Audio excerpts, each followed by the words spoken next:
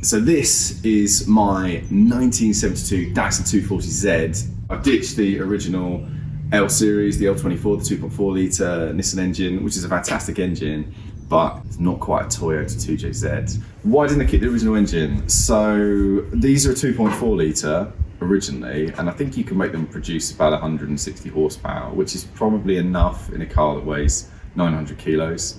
The reason I didn't keep it is because there's like a stroker engine you can build for a 240Z, which requires that you source the 2.8 engine block. I had the high compression 2.4 head, I had the 2.4 conrods, I had some custom pistons, and I had the crankshaft out of the diesel version of the 2.8 litre, which was ludicrously rare. I somehow managed to find two of them locally, which was even weirder. I had all the bits to build like a 3 litre stroker engine for the L series. And what I realised was, once I assembled those parts, that I was then looking at ways to put a twin cam head onto the L series stroker. And that was going to cost an absolute fortune. I think probably between £5,000 and £10,000 to do that.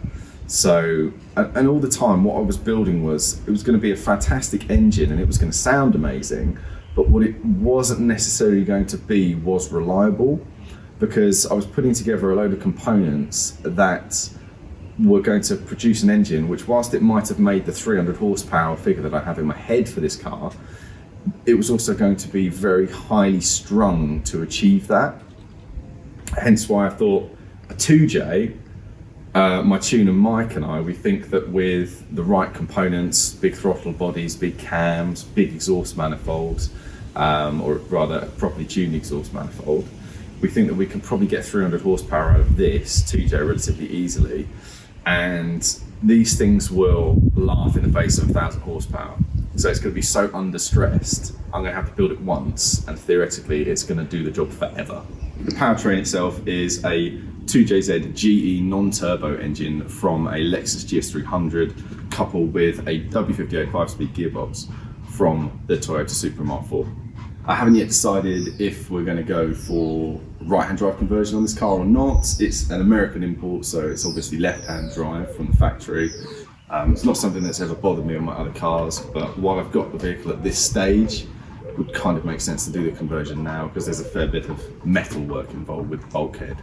So as you can see, we've already got the 2J mounted up. How I've decided to do it, whilst you're able to buy various aftermarket kits for mounting these engines, in my eyes, none of them were particularly good. So I've made my own mounts here. So this is all a fabricated steel mount to bolt the engine block to the rubber isolator, which is actually the factory rubber isolator from a Supra.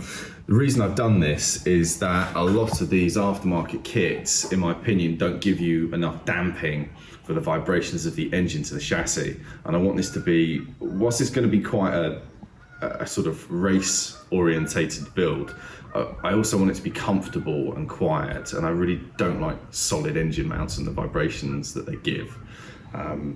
Hence why I decided to use a Toyota factory product to make it as good as it can be. Thanks for watching. Please tune in next week to see how I fabricated the engine mounts for this 2J.